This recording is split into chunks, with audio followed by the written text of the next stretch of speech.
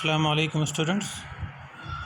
This video deals with the chapter 2nd of your English class, Nelson Mandela, Long Walk to Freedom. And the text that I am going to discuss today is the text that will fall under the oral comprehension check of last oral comprehension check. The third and last oral comprehension check will be discussed today. So let's begin. Here we are going to study the different topics, different things that Mandela discussed, and especially in the beginning of this text he mentioned the obligations of his family and country. In the family he includes the people in his house and his mother, father, his children, his obligation as husband, as father, as son, as and I also include the the relationship with friends. So these are the obligations that he counts in family, and the second obligation is the obligation of country towards the country, and that is the obligation towards my people. The explanation of my people can be the people of my faith, can be the people of my area, of my location, of my locality, of my ethnic group, of my tribe, and on a larger scale for the whole country. This obligation works. So after that he will discuss about the situation in South Africa, and then onwards he will say that seeing these things, how I responded when I was a kid, how things changed when I started to understand things, and what changed when I became an adult and started realizing the true importance of freedom, and how people are suffering from the lack of freedom. Let's begin. In life, every man has two obligations: obligation to his family, to his parents, to his wife and children, and the other is he has an obligation to his people, his community, his country. So these are the two obligations Mr. Mandela talks about in his autobiography. He has named that autobiography as The Long Walk to Freedom. तो ये दो obligation हैं जिनके बारे में पहले भी आपसे बात की. तो मंडेला कहते हैं कि ये दो ऑब्लिगेशन जो हैं ये हर इंसान के ऊपर होती हैं. ये ऑब्लिगेशंस में ये दो फ़र्ज़ हैं मेरे ऊपर, लोगों के, और इन दोनों फ़र्ज़ को मुझे पूरा करना है. कुछ फ़राइज़ ऐसे हैं जो मुझे अपनी फैमिली को लेकर अदा करने हैं, और कुछ फ़र्ज़ ऐसे हैं जो मुझे अपनी कंट्री को लेकर अदा करने हैं. तो ये अगर मैं नहीं करता हूँ तो मैं मुजरिम कहलाऊँगा, है ना. अगर मैं करता हूँ तो मैं एक अच्छा सिटीज़न कहलाऊँगा, एक अच्छा इंसान कहलाऊँगा. नहीं करता हूँ तो मैं एक अच्छा इंसान नहीं कहलाऊँगा.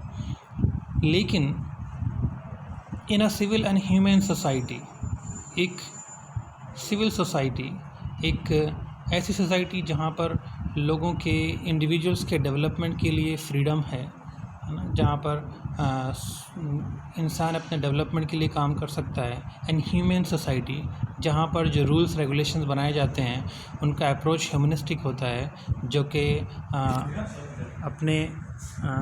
अपने डिसीजंस जो लेते हैं वो इंसान की कमज़ोरियों और उनकी खूबियों को सामने रख कर लेते हैं.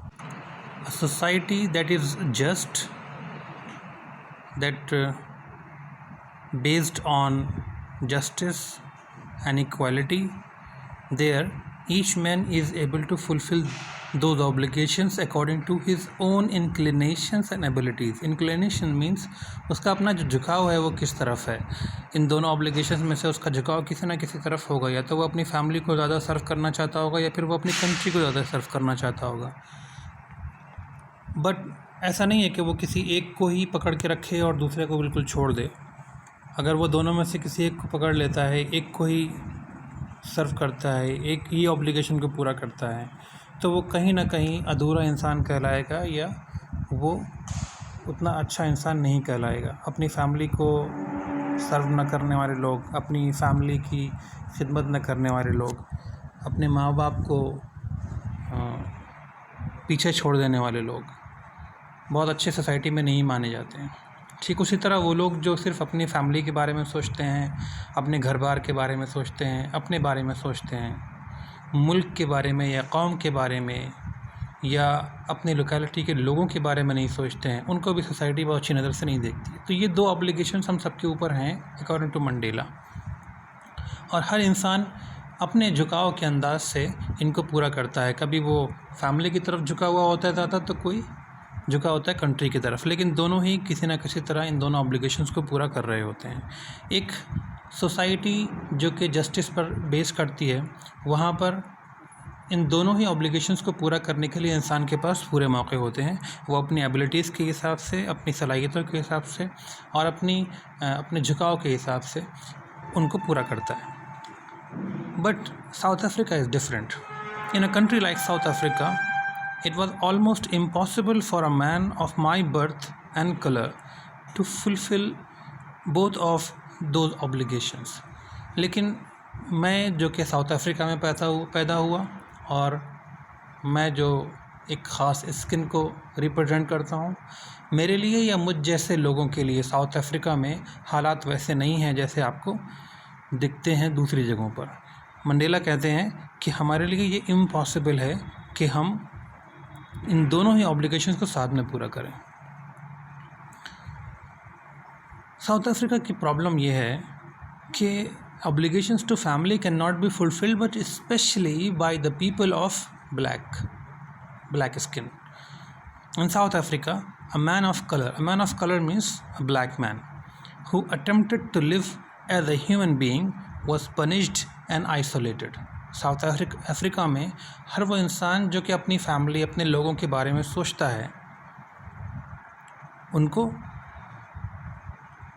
सोसाइटी से काट दिया जाता है, उनको पनिश किया जाता है। साउथ अफ्रीका को एक आइलैंड में कैद कर दिया गया। और साउथ अफ्रीका में मिस्टर मंडेला को एक आइलैंड में कैद कर दिया गया था about 30 years. In South Africa, a man who tried to fulfill his duty to his people was inevitably ripped from his family and his home and was forced to live a life apart, a twilight existence of secrecy and rebellion. एक इंसान जो कि चाहता है कि वो अपनी family को या अपने लोगों को सर्व करे, उनके लिए काम करे, उनके अपलिफ्टमेंट के लिए काम करे। अगर किसी के ऊपर जुल्म हो रहा है तो उसको जुल्म को रोकने के लिए काम करे। अगर कोई इकोनॉमिकली वीक है तो उसको अपलिफ्ट करने के लिए काम करे, उसको इकोनॉमिकली स्ट्रॉन्ग करने के लिए काम करें। तो ऐसे लोगों को साउथ अफ्रीका की गवर्नमेंट कैसे ट्रीट करती थी? Inevitably ripped from their basic rights. तो उनके पास कोई चारा नहीं होता था सिवाय इसके कि उनको अपने जो राइट्स थे वो त्याग देने पड़ते थे।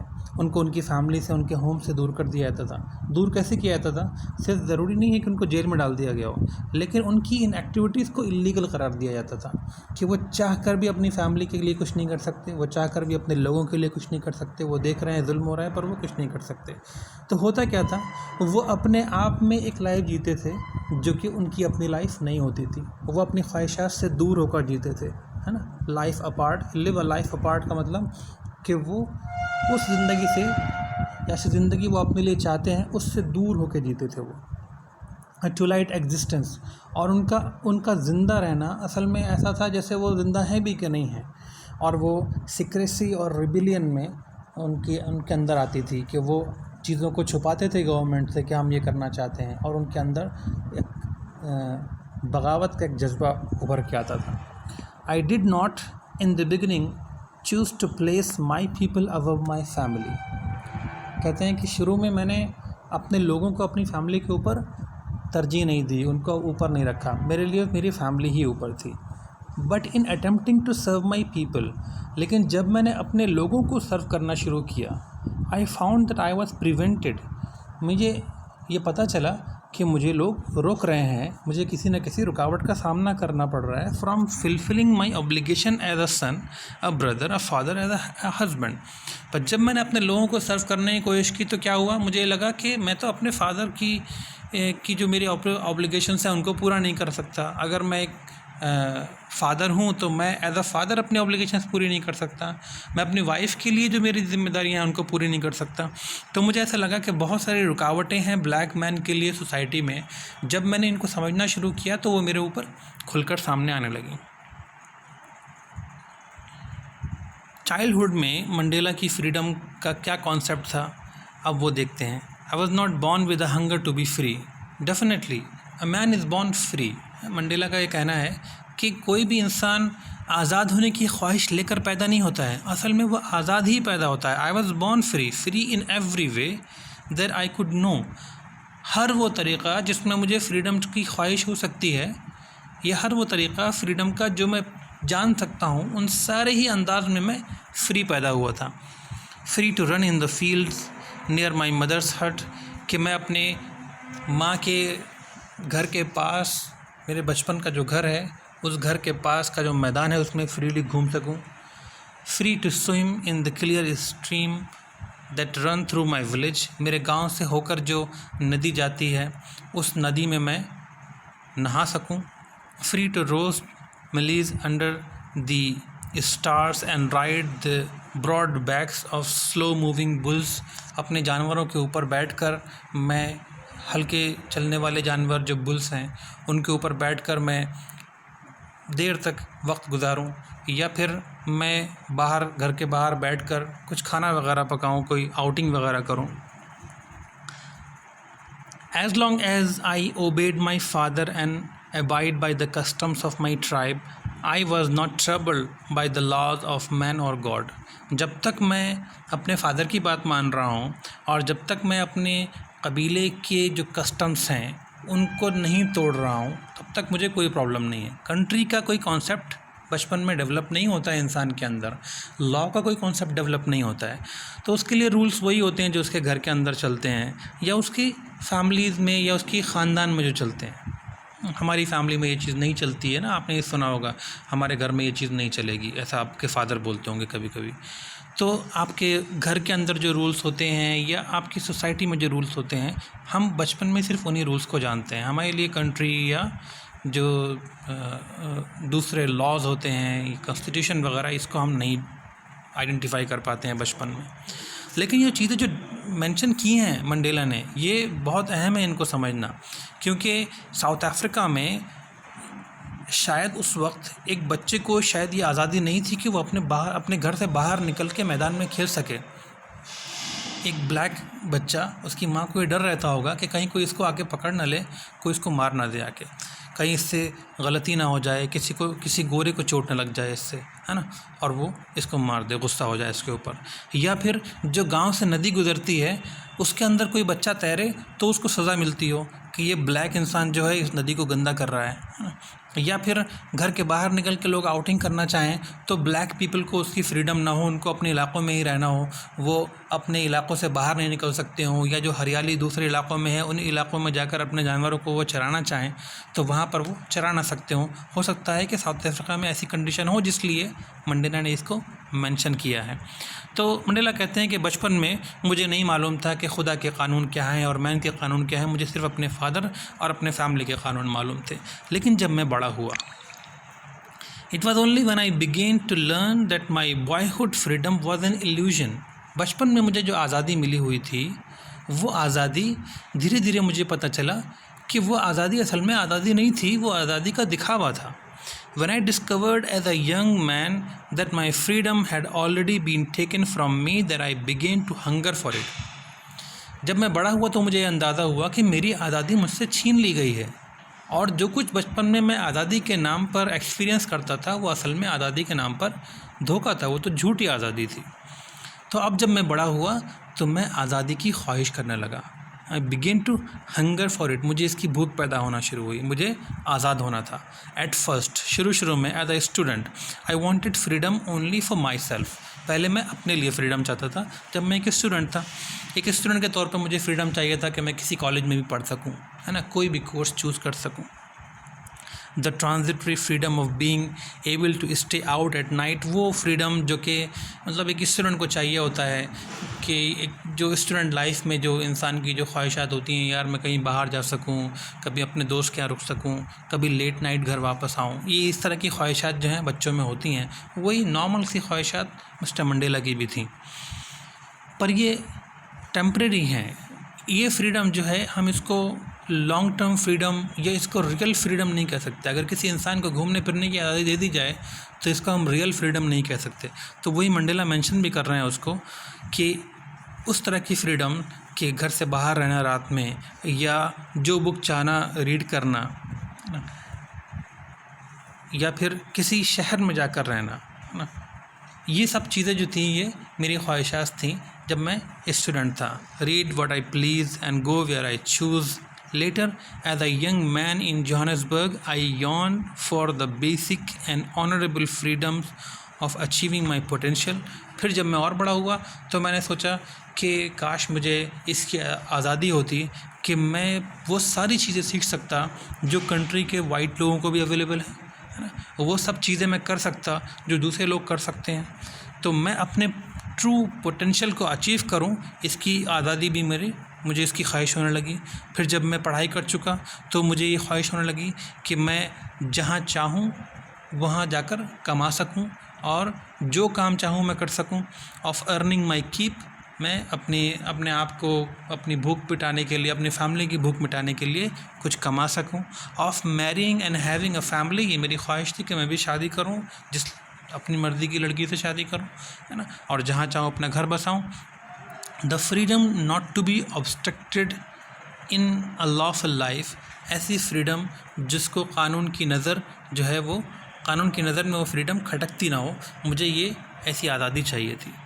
तो मंडेला जो थे वो यंग माइंड उनका कैसा था, इस तरह की आज़ादी को चाहता था, बचपन में वो कैसी आज़ादी चाहते थे। और ये सिचुएशन सिर्फ मंडेला अपनी नहीं बता रहे हैं, ये अपने वक्त की सोसाइटी की कंडीशन बता रहे हैं कि उस वक्त के बच्चे इस तरह की ख्वाहिशात करते थे और ये सिंपल चीज़ें भी उनकी पूरी नहीं हो पाती थी।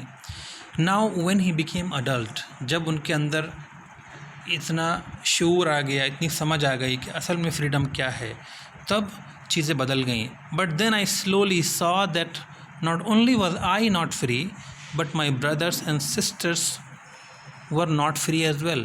कह रहे हैं कि सिर्फ मैं ही नहीं, मेरे भाई, मेरी बहनें, सारे ब्लैक लोग जो मेरे आसपास थे, मुझे ये बाद में पता चला जब मैं बड़ा हो गया कि इनमें से कोई भी आज़ाद नहीं है। ऐसा नहीं कि सिर्फ मैं ही आज़ाद नहीं हूँ, मेरे पास ही कुछ लिमिटेड राइट्स हैं। इन सब के राइट्स को लिमिट कर दिया गया है, कर्टेल कर दिया गया है, इनके राइट्स को छुपा दिया गया है, बंद कर दिया गया है। I saw that it was not just my freedom that was cartel बना है पर्दे से, कि उसके ऊपर पर्दा डाल दिया गया है, but the freedom of everyone who looked like I did. हर वो इंसान जो मेरी तरह दिखता था उसकी फ्रीडम को रोक दिया गया है।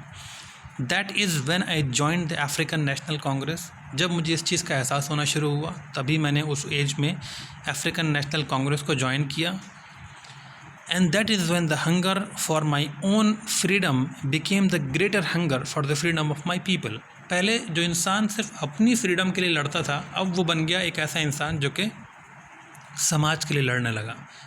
इंसान पहले अपनी फैमिली के राइट्स को पूरा करता है, फिर जब उसमें शऊर आता है, जब उसकी अंडरस्टैंडिंग ज़्यादा डेवलप होती है, ठीक है, सेल्फ रियलाइजेशन जब उसके अंदर आता है, तो फिर वो अपनी कंट्री के बारे में, अपने लोगों के बारे में आगे बढ़कर सोचने लगता है। तो बहुत सारे चेंजेस आए मिस्टर मंडेला में। कहते हैं it was there this desire for the freedom, आज़ादी की मेरी ये ख्वाहिश ही थी लोगों के लिए कि क्या हुआ, to live their life with dignity and self respect that animated my life, जिसने मेरी पूरी ज़िंदगी बदल कर रख दी। ये जो मेरे लोगों के लिए और मेरी आज़ादी के लिए जो मेरे अंदर जो आग भड़क उठी थी, इसने मेरी लाइफ को बदल कर रख दिया और मेरी लाइफ का नक्शा बदल दिया इसने। That transformed a frightened young man into a bold one. एक इंसान जो कि डरा हुआ सहमा हुआ इंसान था कुछ साल पहले तक, वो अचानक बोल्ड हो जाता है। जब वो दूसरों के लिए लड़ना शुरू करता है तो उसके अंदर बहादुरी आ जाती है, वो अपनी बात को खुल के रखने लगता है। That drove a law abiding attorney to become a criminal. एक वो इंसान जो कि एक अनजस्ट सोसाइटी में एक लॉफुल अटॉर्नी था, एक वकील था, वो एक वकील के तौर पर एक ऐसी सोसाइटी में काम करता था जो कि अनजस्ट थी, लोगों के ऊपर जुल्म करती थी।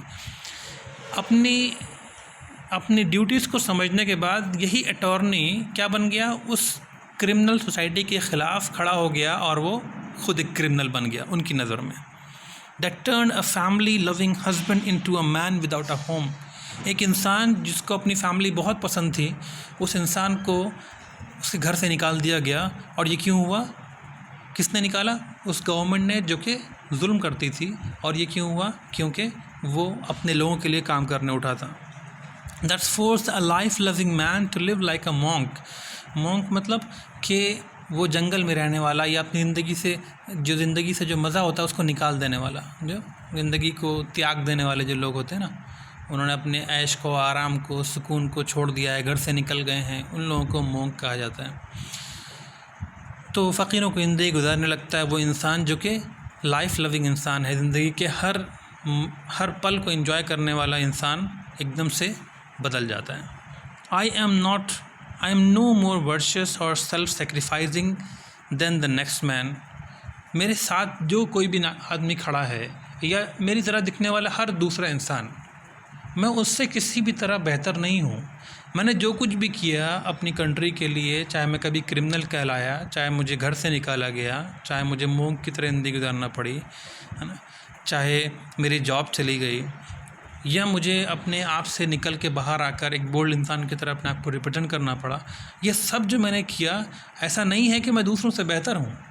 हर इंसान मेरी सोसाइटी का ये कर रहा था और हर इंसान मेरी सोसाइटी का इस फेज से गुज़र रहा था। But I found that I could not even enjoy the poor and limited freedom that I was allowed when I knew my people were not free. तो ये जानते हुए कि मेरे लोग फ्री नहीं हैं, कहते हैं कि जो थोड़ी बहुत भी फ्रीडम मुझे मिली हुई थी ना, वो भी मैं एंजॉय नहीं कर पा रहा था। तो मुझे अपनी फ्रीडम को एंजॉय करने के लिए ये ज़रूरी था कि मैं लोगों को फ्री कराऊं। अगर वो फ्री नहीं थे तो मुझे अपनी थोड़ी बहुत फ्रीडम भी, उसमें भी मज़ा नहीं आता था। Freedom is indivisible. The chains on any one of my people were the chains on all of them. The chains on all of my people were the chains on me. अगर मेरे लोगों को कैद किया जाता है तो वो वैसे ही है जैसे मुझे कैद किया जाए। अगर कुछ लोगों को कैद किया जाता है तो वो वैसे ही जैसे सब लोगों को कैद किया जाए।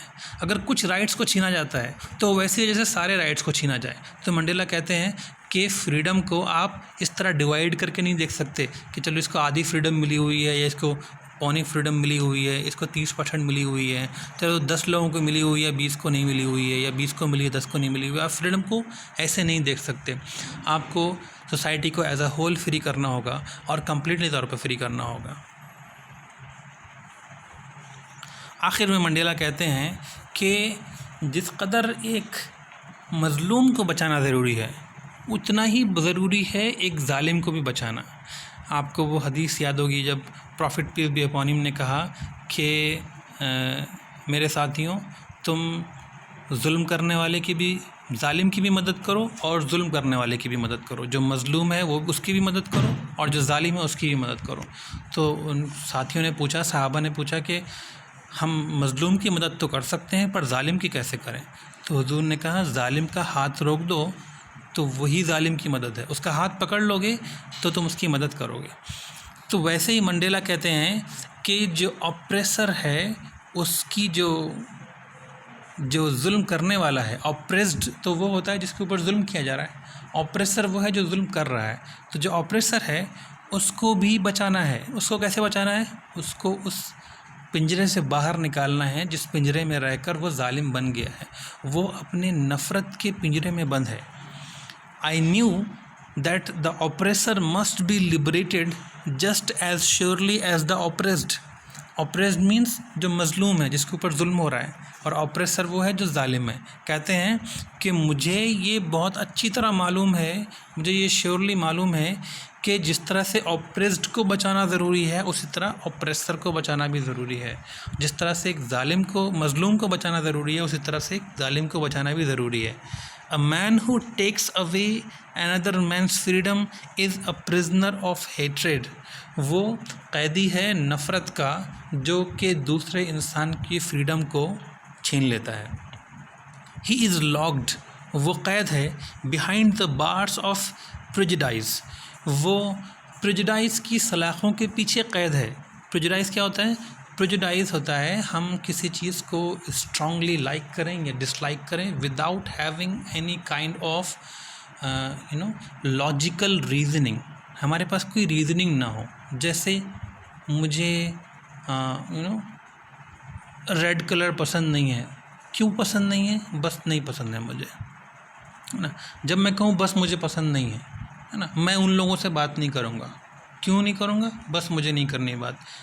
ये क्या है? मेरे पास कोई लॉजिकल रीजनिंग नहीं है अपनी लाइक या डिसलाइक के लिए, और ये लाइक और डिसलाइक बहुत स्ट्रांग है ना, तो हम इसको प्रेजुडाइज कहते हैं।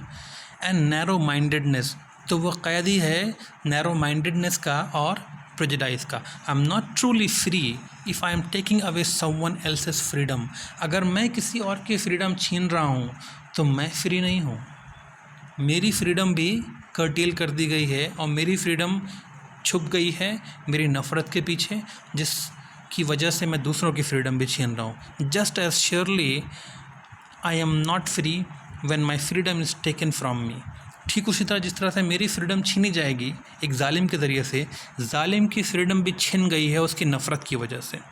द ऑप्रेसर और the oppressed and the oppressor alike are robbed of their humanity. और दोनों ही इंसानियत से खाली हैं। अगर एक जालिम इंसान है तो उसकी इंसानियत भी छिन गई है, और एक जो मजलूम है उसकी इंसानियत भी छिन गई है। तो ये दोनों ही ऐसे हैं जो कि रहम के काबिल हैं। आपको इन दोनों के से ही नफ़रत नहीं करनी चाहिए। आपको हमेशा ये कोशिश करते रहना चाहिए कि जालिम इंसान के हाथ रोक दें ताकि वो जुल्म न कर सके। जुल्म वो सिर्फ लोगों के ऊपर ही नहीं कर रहा है, वो अपनी आज़ादी पर भी जुल्म कर रहा है। असल में वो जिस तरह का कैदी बन गया है, उस कैद से निकलना उसके लिए ज़रूरी है। That's it student for today. This is the end of the chapter. इंशाल्लाह in the coming video we will be completing the exercise of the chapter, especially first the oral comprehension checks and then the chapter and exercise. Thank you very much for watching the video. Inshallah we will see you again soon. Thank you.